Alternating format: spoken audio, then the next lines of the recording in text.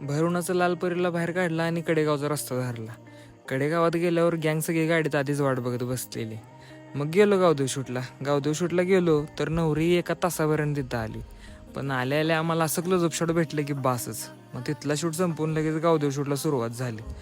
आता शिरवडे गावाचा आणि माझा पहिल्यांदा संबंध आलेला, पण गाव नदीकाठी असल्यामुळे असल्या भारी भारी लोकेशन तिथं होत्या की बासच.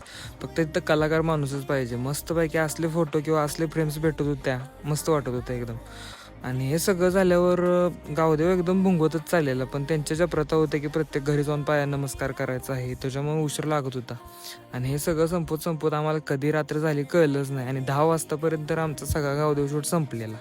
मग हे सगळं झाल्यावर आम्ही परत एकदा सगळी आमची गँग एकत्र आलो आणि घरी जायचा रस्ता धरला.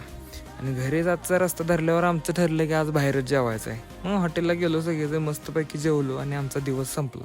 तर भेटू उद्या लग्नात.